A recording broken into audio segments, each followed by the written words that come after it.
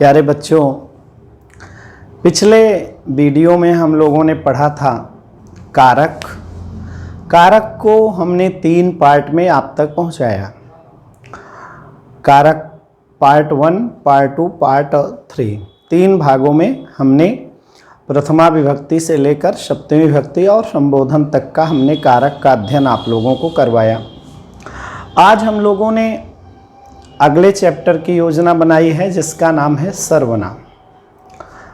विशेषण नामक चैप्टर तक जब हम पढ़ा लेंगे बच्चों, तब इसके बाद संज्ञा, सर्वनाम, लिंग, वचन, कारक और विशेषण का हम लोग अभ्यास करेंगे। अभ्यास सत्र हम लोगों का चालू होगा।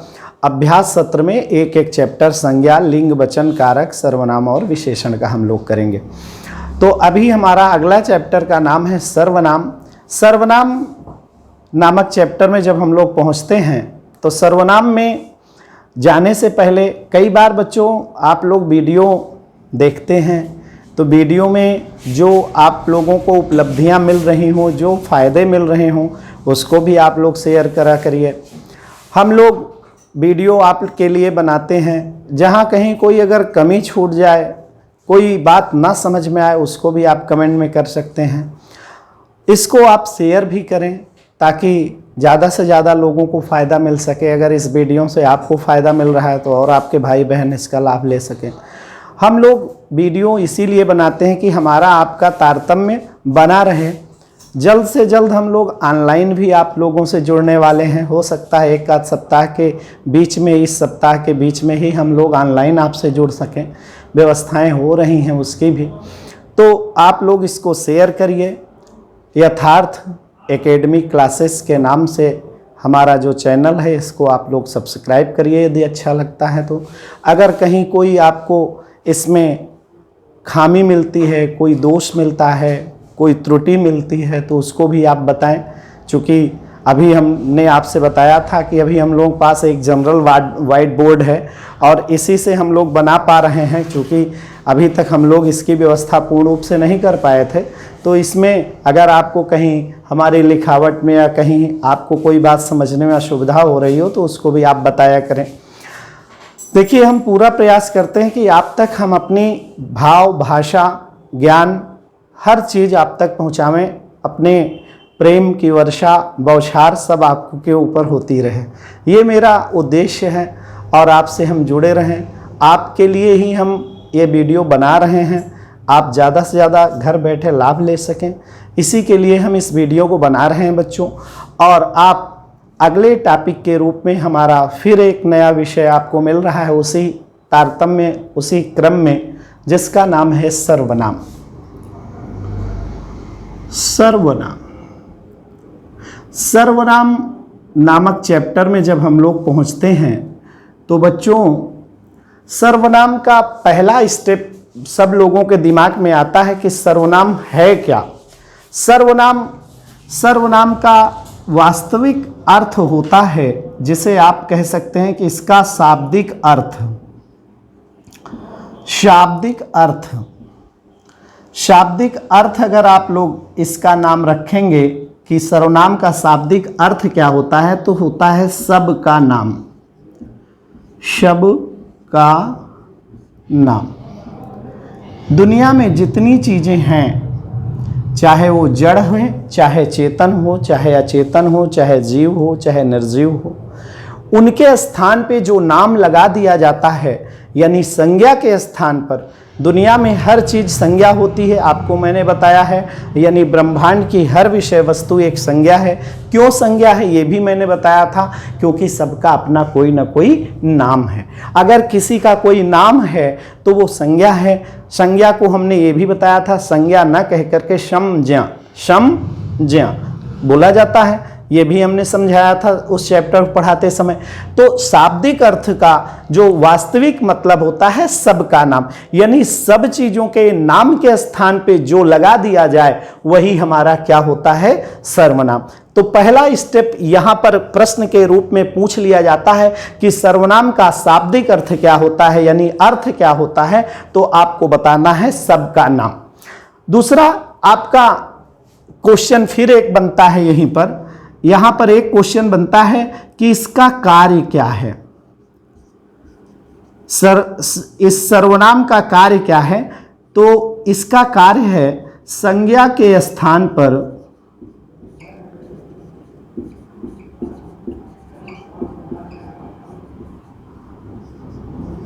प्रयोग। इसका कार्य क्या है? संज्ञा के स्थान पर प्रयोग। यानी इन शब्दों को हम संज्ञा के स्थान पर प्रयोग करते हैं। कई बार लोग पूछते हैं सर्वनाम क्या है? सर्वनाम क्या है? एक क्वेश्चन बनता है क्या है।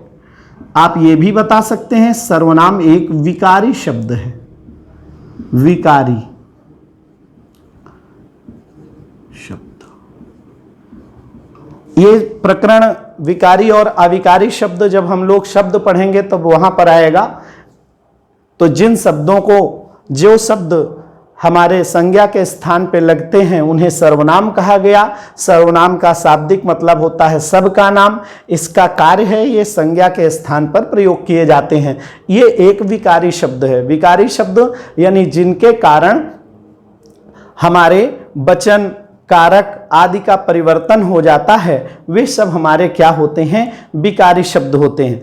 अब यहां पर एक प्रश्न ये बनता है कि इसका प्रभाव किस पर पड़ता है? इसका प्रभाव किस पर पड़ता है? सर्वनाम का प्रभाव, सर्वनाम का प्रभाव किस पर पड़ता है? यानी इसको लगाने से किस चीज में विकार उत्पन्न होता है? तो यहां पर आपको दिमाग यहां लगाना है कि सर्वनाम का प्रभाव अगर कहीं पड़ता है तो यहां इसका प्रभाव केवल कहां पड़ता है? वचन पर पड़ता है, कारक पर पड़ता है। किस पर नहीं पड़ता? किस पर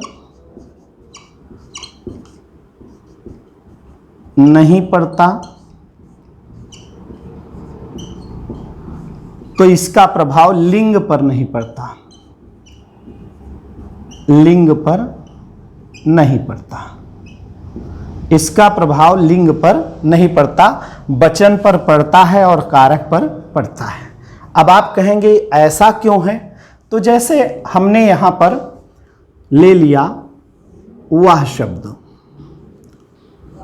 वह नामक शब्द में यहां पर हमने दे दिया लिंग,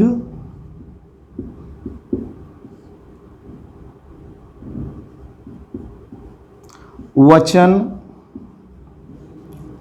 कारक। वह शब्द का अगर हम ले लेते हैं कि लिंग, वचन, कारक, तो लिंग के अनुसार वह शब्द वह ही रहेगा, वचन में वे हो जाएगा और कारक में हो जाएगा उन्होंने। तो यहां पर लिंग में परिवर्तन कुछ नहीं हुआ, वो वही था, वह यहां भी वही है। वचन में वे हो गए और कारक में उन्होंने हो गया। तो इस कारण से इसका प्रभाव अगर कोई पूछे किस पर पड़ता है, प्रभाव किस पर पड़ता है? पड़ता है। तो पड़ता किस पर है? वचन पर पड़ता है और कारक पर पड़ता है। किस पर नहीं पड़ता प्रभाव? प्रभाव किस पर नहीं पड़ता है? तो लिंग पर इसका प्रभाव नहीं पड़ता है। तो इस प्रकार से यहां पर आपको हमने बताया कि सर्वनाम एक का शाब्दिक अर्थ होता है शब्द का नाम। यह एक विकारी शब्द है। विकारी अविकारी के बारे में हम जब शब्द पढ़ाएंगे तब बताएंगे। कार्य किसके क्या है? संज्ञा के स्थान पर इनका प्रयोग होता है। यानी ऐसे शब्द जो संज्ञा के स्थान पर प्रयोग किए जाते हैं उनको हम नाम देते हैं सर्वनाम। ये इनके अब कई बार क्वेश्चन आता है ये कितने प्रकार के होते हैं? प्रकार, सर्वनाम कितने प्रकार के होते हैं? तो तुरंत बताइए कि सर्वनाम 6 प्रकार के होते हैं। लेकिन एक क्वेश्चन और आता है, सर्वनाम की संख्या कितनी है? सर्वनाम की संख्या पूछ लेता है। तो सर्वनाम की संख्या हमारी होती है 11। सर्वनाम की संख्या कितनी होती है? 11। ये 11 जो संख्या आई है, ये 11 ना कोई एक सैद्धांतिक आधार नहीं है, क्योंकि सर्वनाम प्रकार में ही पता चलता है। प्रकार के रूप में सर्वनाम 6 प्रकार के होते हैं, आपको पता है। लेकिन सर्वनाम की एक संख्या बताई जाती है। जैसे हमारे पुरुषवाचक सर्वनाम 3 रूपों में पाए जाते हैं, उत्तम पुरुष, मध्यम पुरुष, अन्य पुरुष। ये 3 भागों में बांटे गए। उन्हीं के जो प्रतिरूप हैं, वही हमारे ये 11 सर्वनाम की संख्या मान लिए जाते हैं। उनको भी अभी हम आगे बताते हैं कि उनमें से कौन कौन से हमारे आते हैं। तो सर्वनाम की संख्या कितनी मानी गई? संख्या पूछा जाता है तो 11 बताना है, और सर्वनाम के प्रकार पूछा जाता है तो 6 बताएंगे। सर्वनाम के प्रकार कितने होते हैं? 6, और संख्या कितनी होती है? 11। 11 कौन कौन से होते हैं, अभी हम आपको यहाँ पर डिफाइन करेंगे। अब पहला स्टेप है सर्वनाम। सर्वनाम का शाब्दिक अर्थ होता है शब्द का नाम। इसके कार्य क्या होते हैं? संज्ञा के स्थान पे प्रयोग किए जाने वाले शब्द हमारे सर्वनाम होते हैं। ये क्या माने जाते हैं? ये एक विकारी शब्द माने जाते हैं, जिनका विकारी, अविकारी। अविकारी माने जो अव्यय होते हैं, विकारी माने जो व्यय शब्द होते हैं, व्यय, जिनको हम प्रयोग कर सके, व्यय शब्द ये भी कहा जा सकता है। यानी व्यय शब्द, अव्यय शब्द 2 तरह के होते हैं। तो विकारी हमारे व्यय माने जाते हैं, अविकारी हमारे अव्यय माने जाते हैं। सर्वनाम का प्रभाव किस पर पड़ता है? तो वचन और कारक पर पड़ता है। सर्वनाम का प्रभाव किस पर नहीं पड़ता? तो लिंग पर नहीं। तो संज्ञा के स्थान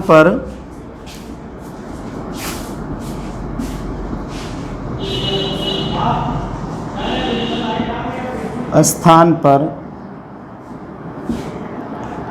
जिस नाम का प्रयोग किया जाता है,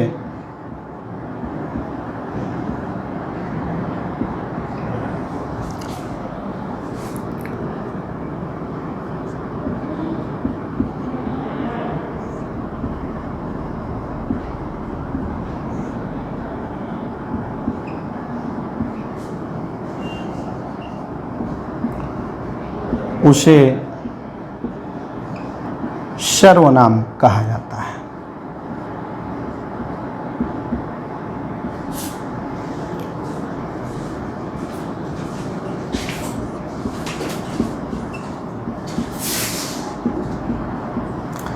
तो संज्ञा के स्थान पर जिस नाम का प्रयोग किया जाता है उसे सर्वनाम कहा जाता है।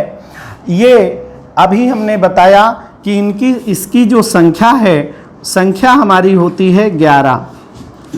संख्या कितनी बताया? 11। और प्रकार कितना बताया? प्रकार बताया 6। यानी ये 6 प्रकार के होते हैं और संख्या कितनी होती है? 11। संज्ञा के स्थान पर प्रयोग किए जाने वाले ऐसे विकारी शब्द जो संज्ञा के स्थान पर प्रयोग किए जाते हैं, उन्हें हम सर्वनाम कहते हैं। अब इनकी संख्या अगर कोई पूछता है तो क्या बताना है? 11। और प्रकार बताना है तो 6 प्रकार के होते हैं। अब देखिए कौन कौन से, कैसे। ये 6 प्रकार के होते हैं। नंबर 1, पुरुषवाचक सर्वनाम।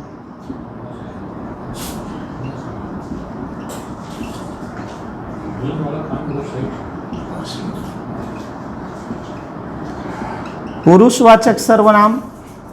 नंबर 2, निश्चयवाचक सर्वनाम।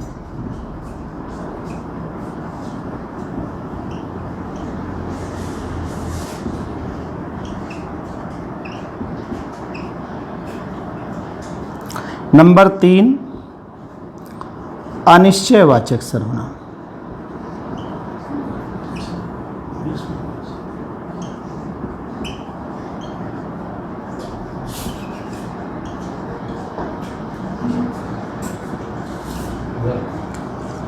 नंबर 4 है निजवाचक सर्वनाम।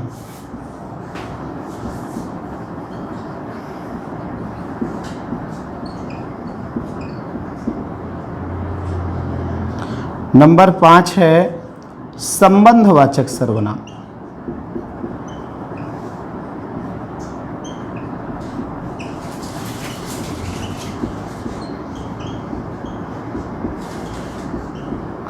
नंबर 6 है प्रश्नवाचक सर्वनाम।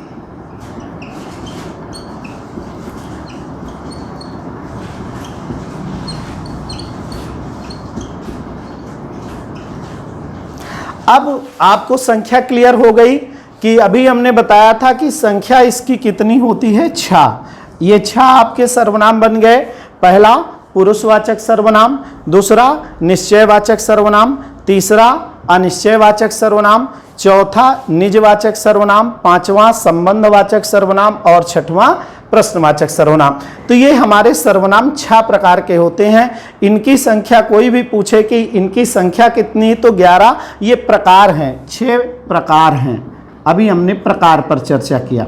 ये 6 प्रकार के होते हैं: पुरुषवाचक, निश्चयवाचक, अनिश्चयवाचक, निजवाचक, संबंधवाचक, प्रश्नवाचक।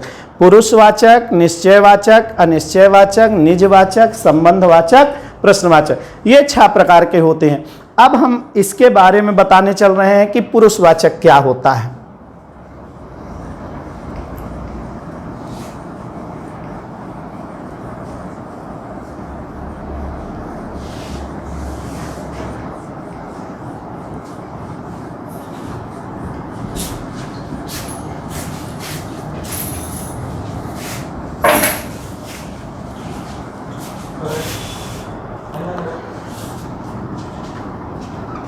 पहला नंबर पुरुषवाचक सर्वनाम।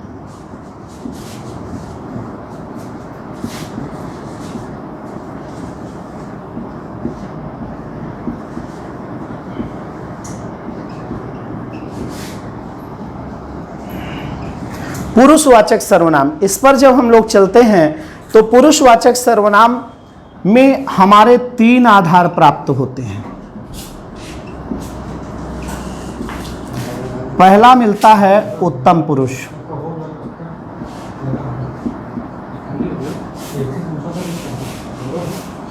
दूसरा होता है मध्यम पुरुष,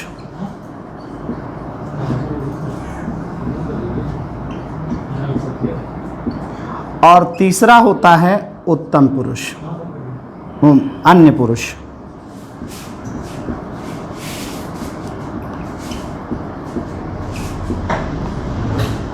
प्रथम पुरुष, मध्यम पुरुष, उत्तम पुरुष। पुरुषवाचक सर्वनाम कितने प्रकार के मिले बने?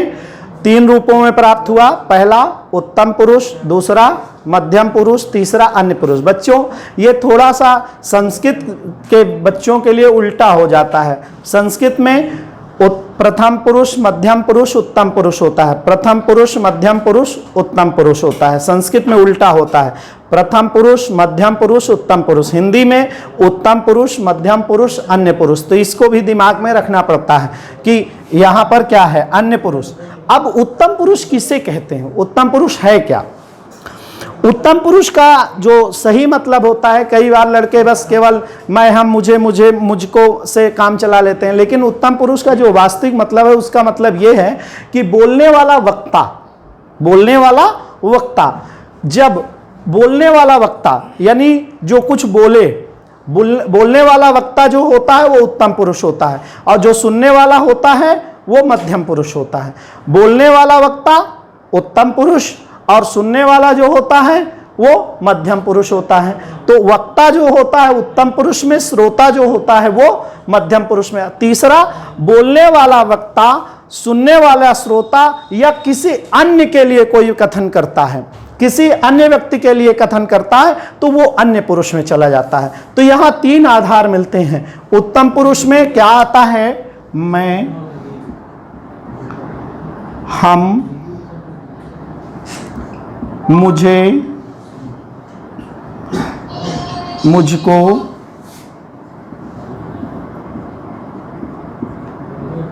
और बहुत सी चीजें हैं, हमारा, हमें, हमको, ये सब उत्तम पुरुष में आता है। मैं, हम, मुझे, मुझको, हमारा, हमें, हमको, ये किस में आएगा?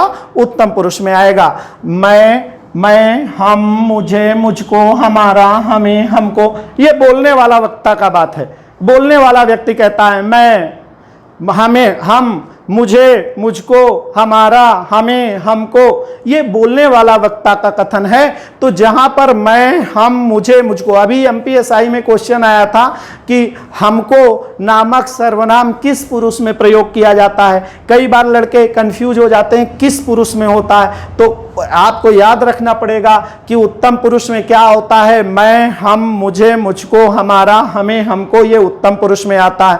मध्यम पुरुष में क्या आता है, तुम, तुम्हें,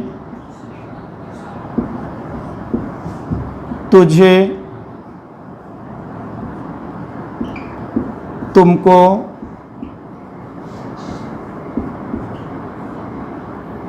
तुम्हारा,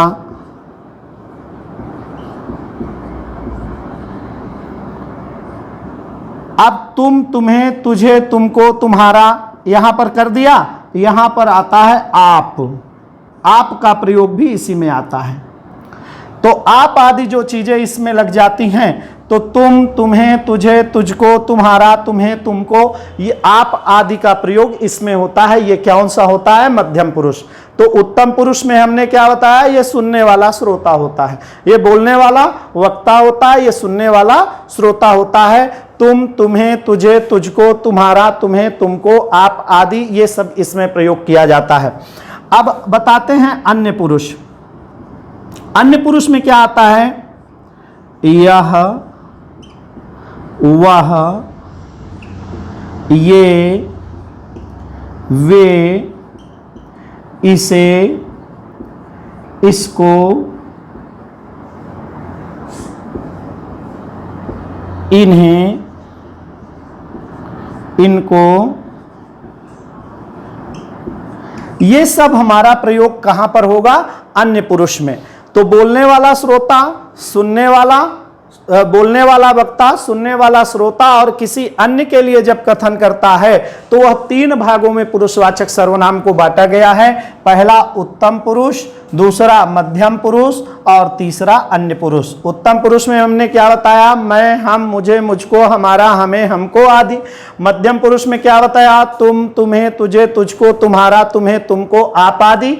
और अन्य पुरुष में बताया यह, वह, ये, वे, इसे, इसको, इन्हें, इनको, ये हमारे किस में प्रयोग किए जाते हैं, अन्य पुरुष में। अब ये पुरुषवाचक सर्वनाम कोई भी पूछे तीन रूपों में पाया जाता है। पहला उत्तम पुरुष, दूसरा मध्यम पुरुष और तीसरा अन्य पुरुष। अब हम ले चलते हैं आपको पुरुषवाचक के बाद निश्चयवाचक सर्वनाम में।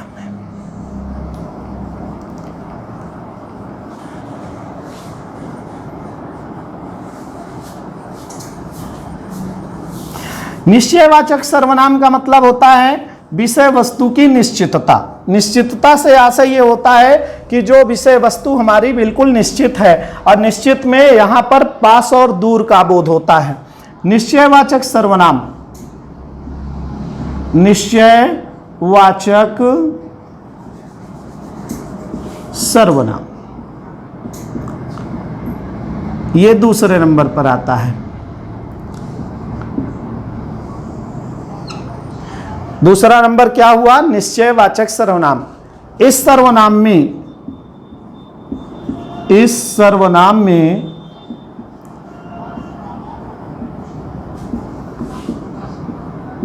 पास और दूर के व्यक्ति वस्तु पदार्थ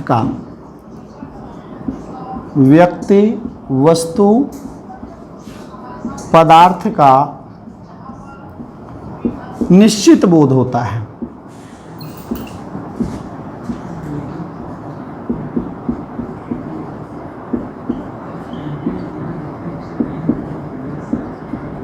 पास और दूर के व्यक्ति वस्तु पदार्थ का क्या होता है, निश्चित बोध होता है। निश्चयवाचक सर्वनाम में यह बताया जाता है कि जहां पास का, दूर का, पास और दूर के व्यक्ति वस्तु पदार्थ का, कोई चीज पास है और दूर है, वो निश्चयवाचक सर्वनाम में आती है। जैसे यह राम है, वह श्याम है।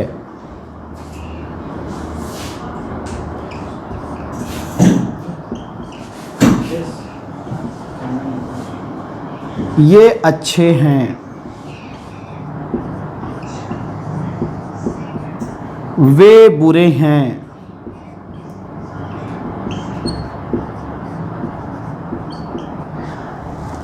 ये राम है, ये राम है, जहां पास का बोध है, ये राम है, वह श्याम है, वह श्याम है, यानी पास और दूर का निश्चित ज्ञापन हो रहा है। यहां पर यह पास के लिए बता रहा है यह राम है, वह श्याम है, वह श्याम है। आशय ये निकला कि ये पास के लिए कथन है और वह दूर के लिए कथन है। ये अच्छे हैं, ये अच्छे हैं, वे बुरे हैं, वे बुरे हैं।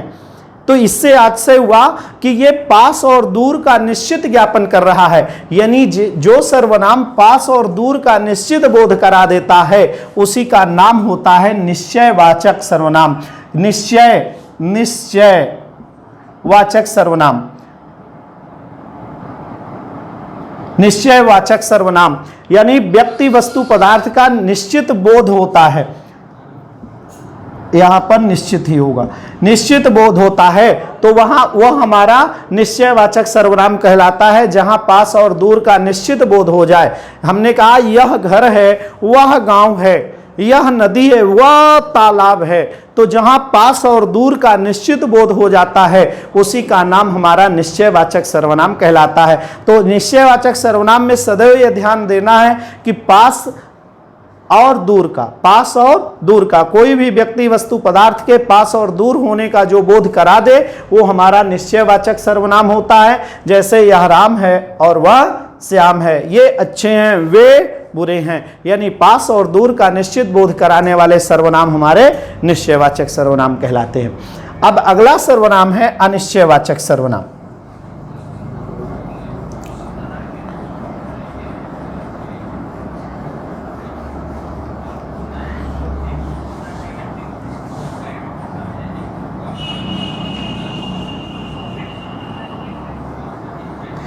अनिश्चयवाचक सर्वनाम में निश्चय की तरह ही है, लेकिन यहां पर व्यक्ति वस्तु पदार्थ का अनिश्चित बोध होता है।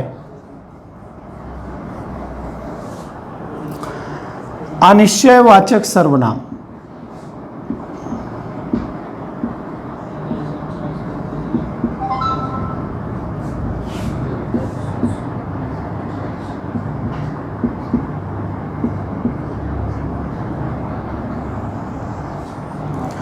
अनिश्चयवाचक सर्वनाम, इस सर्वनाम में मार्कर दूसरे लोग, इस सर्वनाम में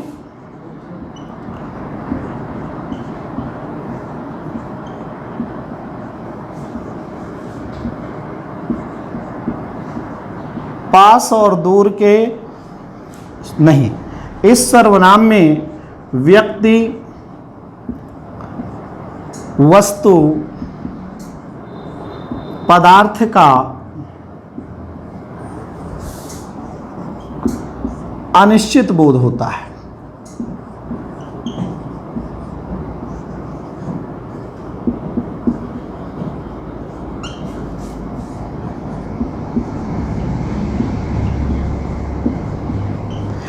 अब मतलब यहां इस सर्वनाम में, वहां पर निश्चित बोध होता था, पास और दूर का निश्चित बताया हमने। यहां पर क्या कह रहा है कि इस सर्वनाम में व्यक्ति वस्तु पदार्थ तो होता है लेकिन उसका अनिश्चित बोध होता है। जैसे हमने यहां पर कह दिया कोई लड़का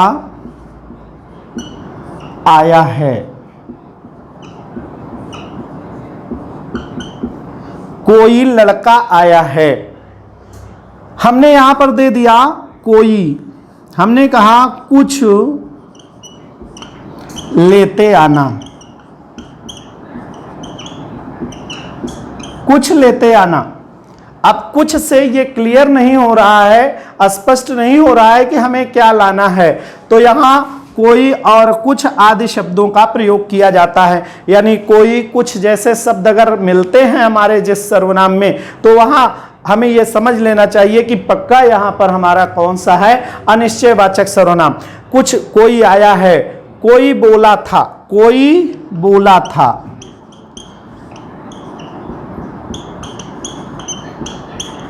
अब कौन बोला था ये क्लियर नहीं है। अक्सर माँ घर से कहती है बेटा घर से बाहर जा रहे हो रास्ते में कुछ खा लेना, कुछ खा लेना। अब ये क्लियर नहीं है कि हमें खाना क्या है, हमें क्या खाना है ये क्लियर नहीं हो रहा है। तो जिस सर्वनाम में यह ज्ञापन ना हो पाए कि हमें क्या करना है, क्या खाना है, कहाँ जाना है, कौन आया है, यानी व्यक्ति वस्तु पदार्थ का निश्चित बोध ना हो, वो हमारा कुछ और कोई जिसमें लग जाता है, ऐसे सर्वनाम हमारे क्या नाम देते हैं, अनिश्चयवाचक सर्वनाम। तो जिस सर्वनाम में व्यक्ति वस्तु पदार्थ का अनिश्चित बोध होता है उसे हम अनिश्चयवाचक सर्वनाम कहते हैं। तो पहला क्या बताया था, पुरुषवाचक सर्वनाम। पुरुषवाचक सर्वनाम में 3 भाग बताया था, उत्तम पुरुष, मध्यम पुरुष, अन्य पुरुष। उत्तम पुरुष में मैंने बताया, फिर मध्यम पुरुष में बताया और अन्य पुरुष बताया। फिर निश्चयवाचक सर्वनाम में हमने क्या बताया, पास और दूर के व्यक्ति वस्तु पदार्थ का निश्चित बोध होता है, वो निश्चयवाचक सर्वनाम होता है। जैसे मैंने बताया यह घर है वह गांव है, ये अच्छे हैं वे बुरे हैं, यह राम है वह श्याम है, यह नदी है वह तालाब है, वहां पर मैंने बताया था। यहां पर हमने बताया कि सर्वनाम में व्यक्ति वस्तु पदार्थ का बोध होता है लेकिन अनिश्चित बोध होता है। तो जहां पर जिस सर्वनाम में व्यक्ति वस्तु पदार्थ का अनिश्चित बोध होता है, कोई कुछ आदि शब्दों का प्रयोग किया जाता है, उसे अनिश्चयवाचक सर्वनाम कहा जाता है। अब बच्चों हमारा अगला सर्वनाम का नाम है निजवाचक सर्वनाम, जो हम लोग अगली वीडियो में हम आप लोगों से मिलते हैं। अगली वीडियो में फिर से हम आपको कौन कौन सा बताएंगे, निजवाचक सर्वनाम, संबंधवाचक सर्वनाम और प्रश्नवाचक सर्वनाम। इन 3 सर्वनाम के बारे में हम अगले वीडियो में चर्चा करेंगे। इसके बारे में आप लोग अध्ययन करिए, इसको शेयर करिए।